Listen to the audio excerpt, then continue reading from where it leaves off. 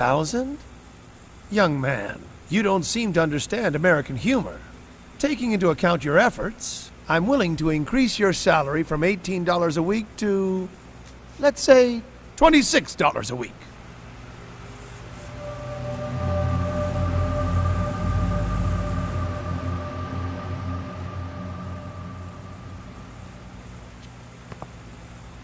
Business by nature is filled with cheating. And there was nothing uniquely American in the fact that I was duped. But it was one thing to be deceived by the functionaries in Edison's office in Paris, but here, I quit immediately. I was forever disillusioned in the great American inventor Edison. 1, 2, 3, 4, 5, 6, 7, 8, 9, 10, 11, 12, 13, 14, 15, 16, 17. Fine.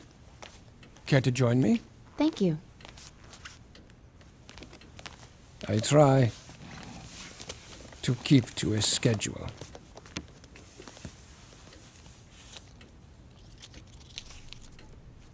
Well, even after you left working for Edison, he said many times that you were only an imitator, that you were unoriginal. Imitator? Not quite. I was always his opponent. I always made other choices. Consider the war of currents. I must admit, the 2 years after I left Edison were very hard. I had not a penny to my name. I never took money too seriously. I never did, except for at that terrible time. At that time, I worshipped every penny. My breakfast cost 4 cents. My dinner cost the same. And sleeping on a floor at night cost me 5 cents. This lasted for a year. In order to earn my living, I had to find part-time jobs. Day laborer, porter, digger of ditches. I lived for the moment. I had no money to think about tomorrow. When autumn came, I rented a single bed in a common room for 10 cents a night. What a luxury. Edison must have been gloating. But one day, everything started to change. My friend Brown introduced me to entrepreneurs who were interested in electricity, and they invested money in my talent.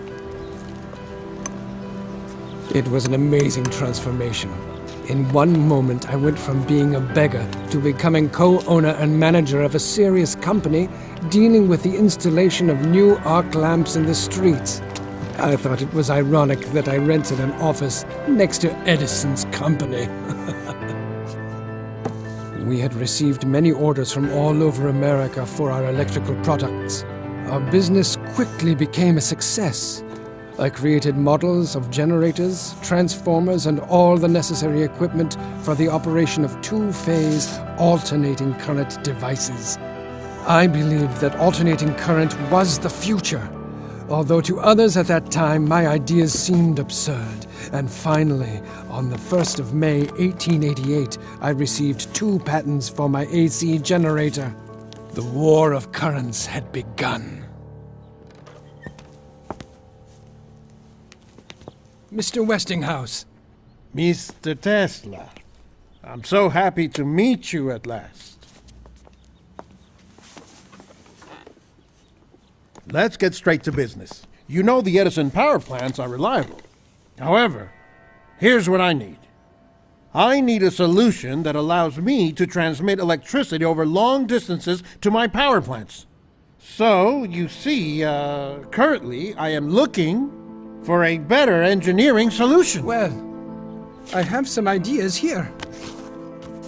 Edison's direct current power plants dominated the nation's power needs. By 1887, almost 100 DC power stations were operating in America. Direct current has no frequency and doesn't change direction. DC generators can be connected much more easily and were more convenient for accumulating stations, but the DC has one huge disadvantage.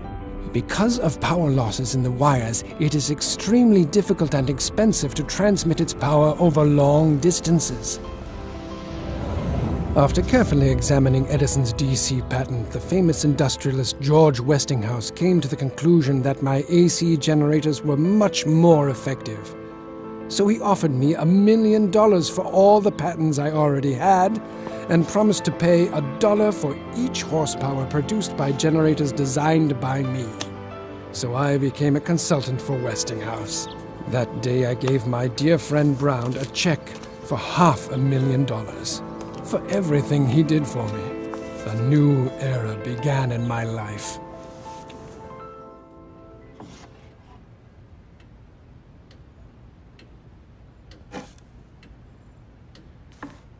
Alternating current is perfect. It is so pure and beautiful. It has the unique ability to disinfect any kind of surface, including the human body, killing microbes without causing any harm to the body's tissues. Is that dangerous? Don't worry. You can touch it.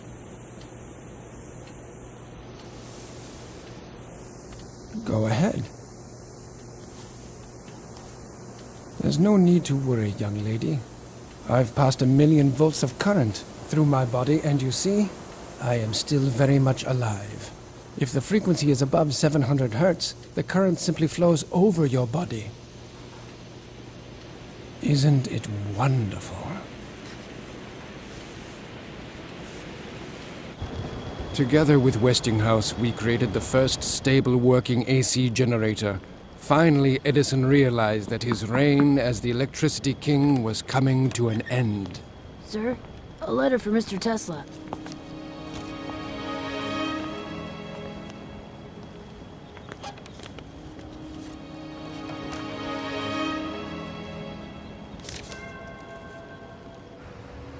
Edison immediately brought a lawsuit against us for infringement on his patents. But of course he lost, as all my inventions were authentic. It was after that he started to play dirty.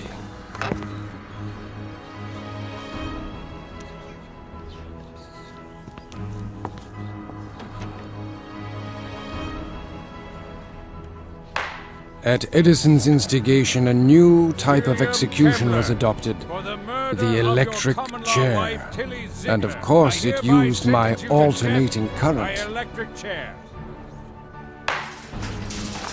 Poor Westinghouse objected and even hired a lawyer for Kemmler, who was the first person in the world to be sentenced to death by electric chair.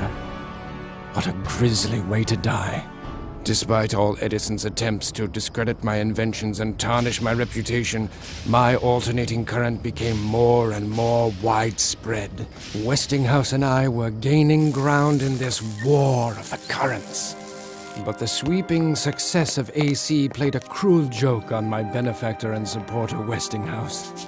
One day his investors remembered about the agreement I had made with Westinghouse. He was obligated to pay me $1 for each horsepower generated by alternating current. By that time, there were so many AC generators, I would have received $12 million and been one of the richest men in the world. But the man who believed in me and in my alternating current would go bankrupt. So I tore up my contract with him. Westinghouse had to continue his fight for alternating current. That crazy Edison wouldn't leave us alone. He wanted to prove that our AC was worse than his DC so much that he filmed animals being brutally killed with alternating current and then showed these movies to the public. Yes, I remember in 1903, that poor elephant, Topsy. He electrocuted her to death. The soup is cold, and Edison lost anyway. In the end, you know what he did? He started producing his own AC power generators. And there have been no direct current stations built in 20 years. So, I won.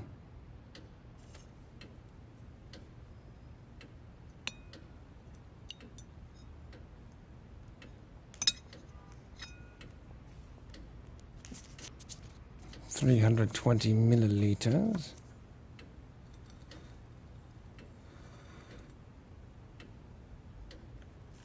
Plus or minus 15. Average of 2 by what are you doing? circumference. Well, it's a strange thing. But I can't really enjoy my meal if I don't know the exact amount of food which I'm going to eat.